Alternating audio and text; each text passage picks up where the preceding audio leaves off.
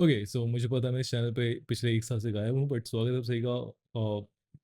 Channel का नाम decide नहीं किया है उस चैनल पे, और ये स्टोरी होने वाली है यक्षी के ऊपर। ये कौन है, क्यों है, कहाँ से है, मैं इसकी ओरिजिन स्टोरी पे नहीं जाने वाला हूँ, शायद किसी और वीडियो में। पर अभी के लिए इंपॉर्टेंट ये था इस चैनल पे कम बैक करना। तो मैंने सर्च किया ज़्यादातर तुम लोग किस तरह की स्टोरी सुनते हो, तो मुझे पता चला तुम लोग थोड़े से ठरकी हो, तो हॉरर स्टोरीज प्लस ठरकी स्टोरीज, और मुझे बहुत सारी यक्षी और यक्षिणी की स्टोरी मिल गई। पर मैंने इस वीडियो के लिए वाली स्टोरी चुनी क्योंकि इसका प्लॉट बाकी सारी स्टोरी से बहुत ज़्यादा अच्छा था। एंड या मैं 2 चैनल मैनेज करने की कोशिश कर रहा हूँ, इसलिए ये वीडियो मैंने एआई से एडिट किया है।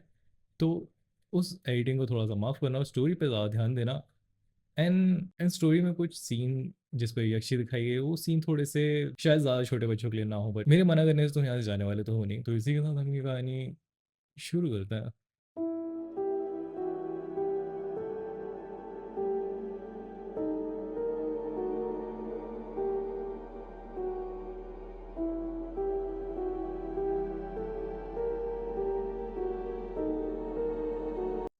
तो ये कहानी शुरू होती है ऋषभ से, जिसका काम था अपने स्टेट के सारे जंगलों में जाकर वहां पर पेड़ों की गिनती करना, और अगर कोई नया जानवर या पक्षी उसे दिखे तो उसकी पिक्चर क्लिक करके लाना।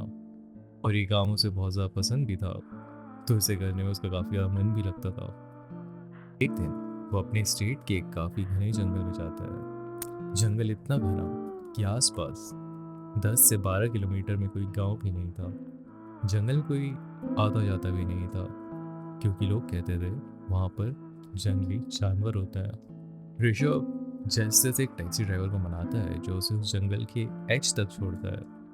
वहाँ जाता है, पेड़ों की गिनती करता है, जानवरों और पक्षियों की फोटो लेता है, और शाम होने से पहले निकलने भी लगता है, जैसे कि वो नॉर्मल डेज पे करता है। लेकिन रास्ते में अचानक बारिश शुरू हो जाती है। शाम के करीबन 5:30 बजे थे। अंधेरा होने ही लग रहा था, और वो चल ही रहा था कि तभी उसका ध्यान जाता है अपने जूतों पर। ऋषभ को उसके जूते काफ़ी ज़्यादा पसंद है, तो वो उन जूतों को निकालता है और अपने बैग से एक रुमाल या फिर एक गमछा निकाल कर उसमें डालकर एक पोटली बना देता है, और अपने जूतों को हाथ पे लेकर बारिश में आगे बढ़ता है। अब वो अपने हाथ पर उस पोटली को लेकर जा ही रहा था, तभी उसे सूसू लगती है। तो वो एक पेड़ के पास रुक जाता है और उस पर सूसू करने लगता है। वो देखता है वो पेड़ काफ़ी बड़ा और मोटा है, और उसके आसपास कोई दूसरा पेड़ भी नहीं है। वो काफ़ी एक अजीब सी जगह पे खड़े होकर सूसू कर ही रहा था, पर वो सोचता है क्या फर्क पड़ता है, जंगल ही तो है, सारे पेड़ एक जैसे हैं। पर काश ये सच होता है। अब वो अपनी पोटली को देखता है। उसे उस पोटली को बांधने के लिए एक रस्सी चाहिए होती है, और उसे वो रस्सी सामने ही दिख जाती है। दरअसल उस पेड़ पर एक लाल धागा बंधा हुआ था, जो कि एक बड़ा सा लाल धागा था जिसे बार बार पेड़ से लपेटा गया था। अब ऋषभ सोचता है कि उसे फाइनली रस्सी मिल गई। हुई जंगल में वो उसे निकालने की कोशिश करता है, और वो जैसे तैसे उस धागे को तोड़ता है और अपने झोले पर बांध देता है, और वापस से रोड की तरफ पहुंचता है। लेकिन आसपास कोई भी गाड़ी नहीं होती, ना कोई लोग, क्योंकि वहां से कोई भी आता जाता नहीं था। तो वो चुपचाप उस रोड पर चलने लगता है, इस उम्मीद में कि थोड़े ही समय में वो उस जंगल से बाहर निकल जाएगा। पर जंगल काफ़ी ज़्यादा बड़ा होता है, और वो काफ़ी देर तक बारिश में चलता रहता है नंगे पाँव। पर तभी उसे अपने आगे एक लाइट दिखाई देती है, और वो जब पलट कर देखता है तो पीछे से एक कार आ रही होती है। ऋषभ जैसे तैसे उस कार को रोक लेता है उसे सामने आकर। ऋषभ जब कार का शीशा खटखटाता है, ड्राइवर कार का शीशा नीचे कर कर बहुत ही रोड टूना बोलता है, क्या हुआ? तो ऋषभ उसे बताता है कि कैसे वो यहाँ पर सर्वे करने के लिए आया था और यहाँ पर फंस गया है। तो ड्राइवर बोलता है, मैं कोई टैक्सी ड्राइवर नहीं हूँ, पर अगर तुम्हें चाहिए तो मैं जंगल के बाहर छोड़ दूंगा, बैठ जाओ चुपचाप।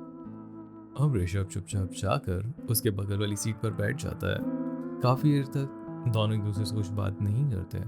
धीरे धीरे अंधेरा हो रहा था, और कार उस अंधेरी सड़क पर चलते जा रही थी। अब ऋषभ काफ़ी ऑकवर्ड फील कर रहा था, तो बातचीत शुरू करने के लिए वो उससे पूछता है, कि आप कहाँ से हैं और आप इतनी रात को इस जंगल से क्यों जा रहे हैं। तो उसे बोलता है, तुम्हें कोई प्रॉब्लम है? अगर मैं ऐसे नहीं निकलता तो तुम्हें भी लिफ्ट नहीं मिलती। और मैं आगे के गांव से हूँ, मैं काम से बाहर जाता हूँ, काम से आता हूँ, यहाँ पर जंगल में घूमता नहीं रहता। अब ऋषभ को इसकी बात बिल्कुल पसंद नहीं आती, पर वो सोचता है, खैर मुझे क्या, मुझे तो बस जंगल से बाहर लिफ्ट चाहिए और ये मुझे लिफ्ट दे रहा है और कार भी इसी की है। मैं चुपचाप बैठा रहता हूँ और इसके साथ निकल लेता हूँ। पर इस बार ड्राइवर उसी तरफ देखता है और उसे पूछता है, तुम यहाँ क्या कर रहे थे? ऋषभ उसे बताता है कि कैसे वो यहाँ पर सर्वे करने के लिए आया था। यहाँ पर एक टैक्सी ड्राइवर ने उसे छोड़ा था और उसके बाद से ही वो जंगल में सर्वे कर रहा है, पेड़ों की गिनती, पक्षियों की पिक्चर्स क्लिक करना और अपना काम कर रहा है। और उसके बाद बारिश में वो इसलिए सड़क पे चल रहा था क्योंकि उसके पास जाने का कोई रास्ता नहीं था और काफ़ी देर हो गई थी। और ये सब सुन के कोई भी थोड़े बहुत सवाल करता या थोड़ा तो रिएक्ट करता, बट वो ड्राइवर वापस से आगे की तरफ देखता है और गाड़ी चलाने लगता है और सब कुछ वापस से थोड़ा ऑकवर्ड हो जाता है। अब इन दोनों की इस खामोशी के बीच एक बड़ी अजीब सी आवाज़ आती है। वो ऋषभ के पेट से आ रही होती है क्योंकि ऋषभ दिन भर जंगल में था और उसने अपना खाना दोपहर में ही ख़त्म कर लिया था और अब ऋषभ को बहुत ज़्यादा भूख लगी थी। और अब वो ना चाहते हुए भी उस ड्राइवर से पूछता है, क्या आपके पास कुछ खाने के लिए होगा?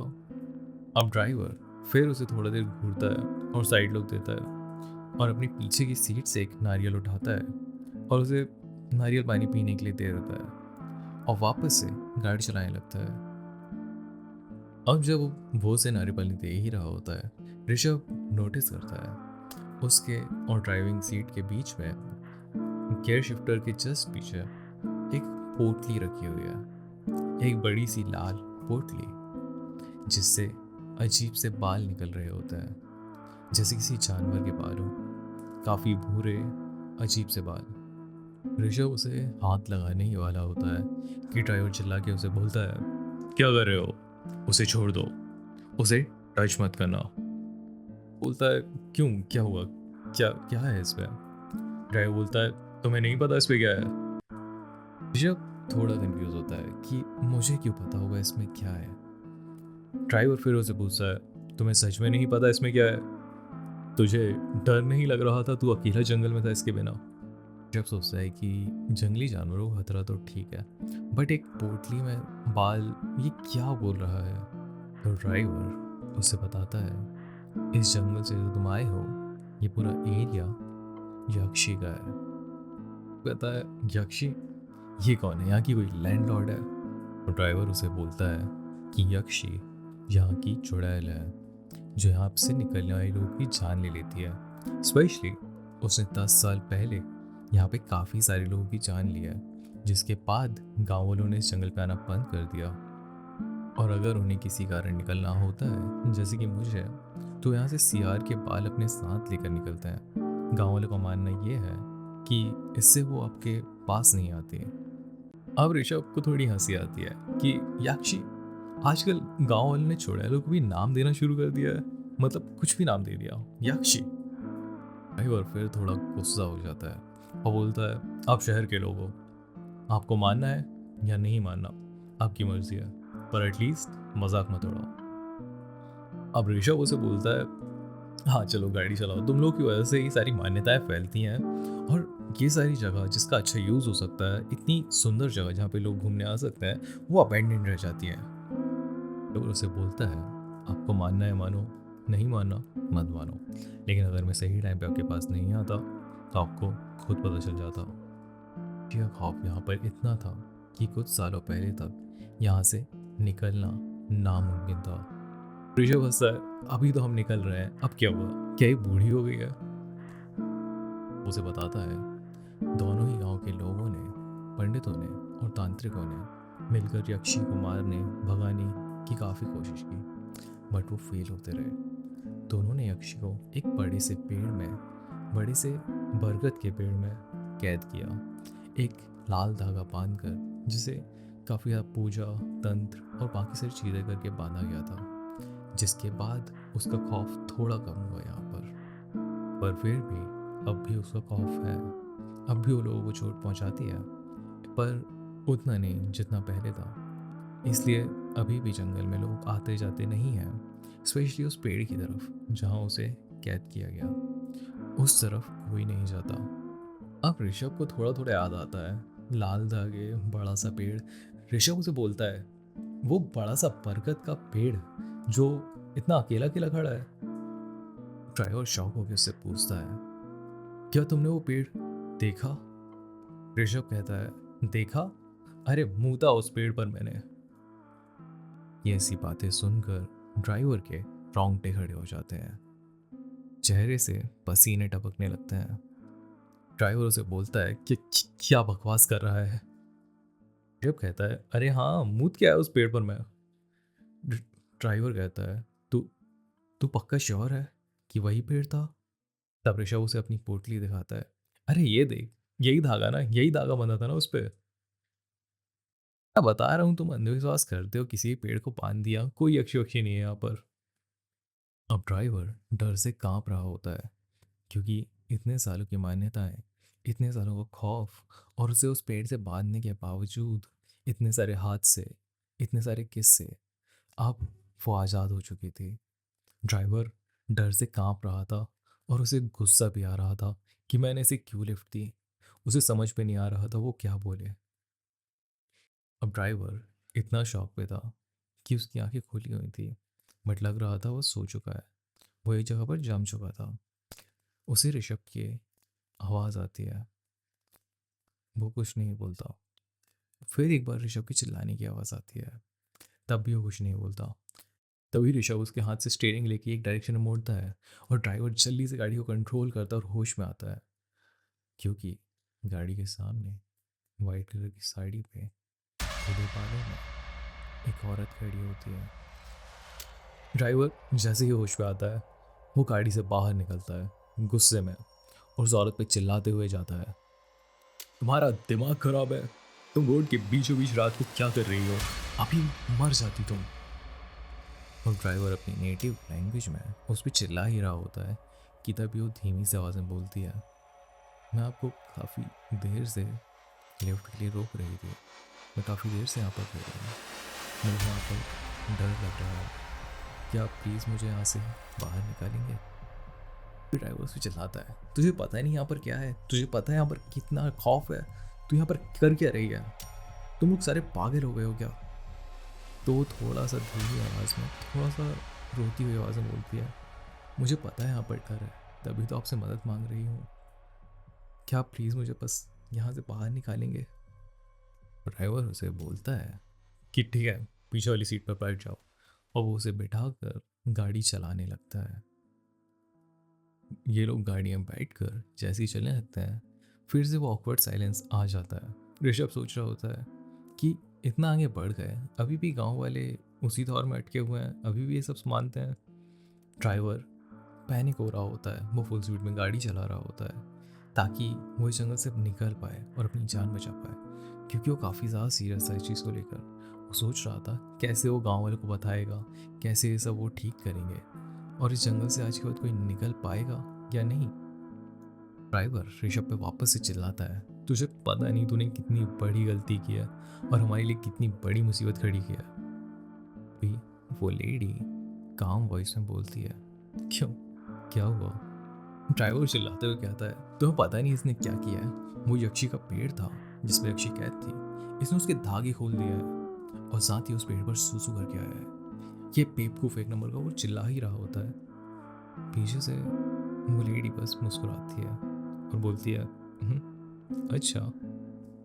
अब ये बात ऋषभ को थोड़ी सी अजीब लगती है कि एक तरफ ये इतना पैनिक हो रहा है इस गांव का होके, और ये इतना काम कैसे है? अब वो ड्राइवर पूरे रास्ते बस गाली दे रहा था और गुस्से में चिल्लाता रहा था कि अब क्या कर दिया तुमने, क्या होगा, क्या नहीं होगा। ऋषभ उसे मजाक पे कहता है, अरे भाई शांत हो जा, अगर सामने आती भी है तो बोल दूंगा पहले मुझे मार ले, तुझे छोड़ दे, तू गाड़ी चला। ऋषभ ये बोलता ही है तो पीछे से हंसने की आवाज़ आती है, और दोनों पीछे पलट कर देखते हैं। तब पीछे से वो बोलती है, अगर यक्षी सामने आ गई तो वो तुम दोनों को मार देगी। अब ऋषभ बोलता है, अरे छोड़ो, तुम बताओ वो दिखती कैसी है।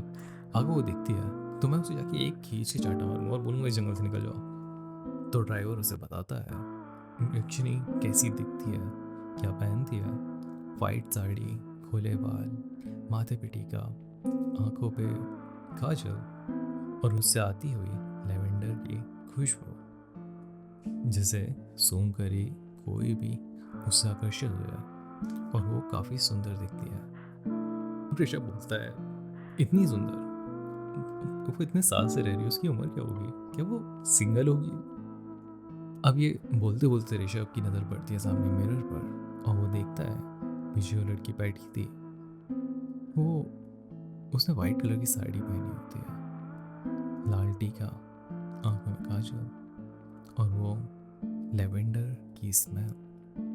वो पीछे से उसे देखकर स्माइल कर रही होती है और ऋषभ ये देख के थोड़ा सा घबराता है, पर तभी वो पीछे से हंसती है और बोलती है, तुम्हें क्या लगता है मैं अक्षय हूँ।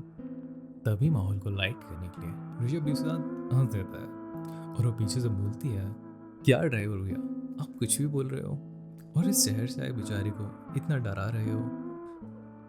ड्राइवर उसे कुछ नहीं बोलता और चुपचाप गाड़ी भगा रहा होता है। तभी ऋषभ उससे पूछता है, ये यक्षी करती क्या है, मतलब चलो बताओ इसके पास कौन कौन सी सुपर पावर है, मुझे बताओ ताकि उससे लड़ने में थोड़ी मदद हो जाए, अगर वो सामने आ जाए तो। ड्राइवर अब बात करना बिल्कुल नहीं चाहता है, पर फिर भी वो ऋषभ को जवाब देता है, वो किसी भी आदमी को अट्रैक्ट कर सकती है, उसके बड़े बड़े नाखून हो जाते हैं जब वो जाए, वो अपना रूप बदल सकती है। तभी पीछे की सीट से आवाज आती है, नहीं, वो अपना रूप नहीं बदल सकती। अब ऋषभ हंसते हुए बोलता है, हाँ हाँ तू ही अक्षय है ना।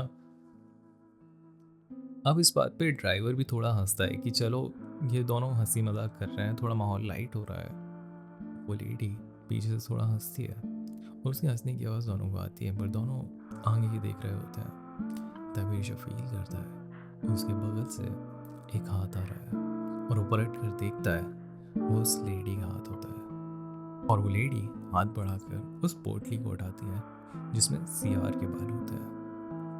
ड्राइवर एकदम चिल्लाता है, क्या कर रही हो तुम, क्यों छू रही हो मेरे सामान को। पीछे से वो लड़की कहती है, अरे मैं देख रही हूँ बस, ये सियार के बाल है ना, ये अक्षय से बचने के लिए इस्तेमाल करते हो तुम लोग, बस देख रही हो। ड्राइवर भगवान का नाम लेकर गाड़ी चला ही रहा होता है कि तभी वो लेडी पीछे से बोलती है, रोको, गाड़ी यहीं रोको। ड्राइवर और ऋषभ दोनों पूछते हैं, क्यों, क्या हुआ। तभी वो बोलती है कि उसे वॉशरूम जाना है। ड्राइवर कहता है, हम इस जंगल से निकलने ही वाले हैं, क्या तुम थोड़ा रुक नहीं सकती। तो वो लेडी बोलती है कि उसे काफ़ी ज़्यादा प्रॉब्लम है और उसे जाना ही होगा वॉशरूम, वो और नहीं रोक सकती। उसे भी पता है यहाँ पर अक्षय है, पर इससे ज़्यादा रोकना उसकी हेल्थ के अच्छा नहीं। अब ड्राइवर ये रोकना नहीं चाहता था, बट उसे भी वॉशरूम जाना ही था, तो वो जंगल के बीच में गाड़ी रोक देता है और एक तरफ रोड के वो लड़की चली जाती है और दूसरी तरफ ड्राइवर चला जाता है। ड्राइवर अपने फ़ोन का फ्लैश जलाकर जंगल में जाता है और सूसू करने लगता है। एट द सेम टाइम जिस फ़ोन में उसने फ्लैश जला रखा था वो उसे चला भी रहा था ताकि उसे डर कम लगे, क्योंकि वो बहुत ज़्यादा डरा हुआ था। और वो नोटिस करता है और खुश होता है कि उसका फ़ोन पास के गांव के नेटवर्क से कनेक्ट हो गया है। उसे थोड़ा सुकून तो आता है, बट वो अपने फ़ोन में कुछ देखता है जिसे देख के उसकी आंखें फटी की फटी रह जाती हैं। अभी तक वो जितना डरा हुआ था उससे 10 गुना ज़्यादा डर चुका था। तभी पीछे से उसके कंधे में एक हाथ आता है। अब वो और ज़्यादा डर जाता है और ड्राइवर जैसे ही हिम्मत करके पीछे पलटता है, वो देखता है वो लेडी उसके सामने खड़ी हुई है। वो लेडी उसे देखकर स्माइल कर रही होती है। तभी जंगल में उसके आसपास पेड़ों के हिलने की आवाज़ आती है और 4 आदमी निकल कर आते हैं। और फिर वो लेडी कहती है, तुम्हारे पास जितने भी पैसे हैं, जितना ही माल है, सारा निकालो। ये लेडी यहाँ की एक लोकल डाकू या चोर होती है जो एक हेल्पलेस लेडी बनकर यक्षी के नाम का फ़ायदा उठाकर या खुद यक्षी बनकर लोगों को डराती और उन्हें लूटती थी। ड्राइवर अभी भी बहुत ज़्यादा डरा हुआ होता है। उसे उन 4 लोगों का, उस औरत का डर नहीं होता। वो उनसे आँखें भी नहीं मिला रहा होता है। उसकी आँखें फटी होती हैं और अभी भी बहुत ज़्यादा डरा होता है।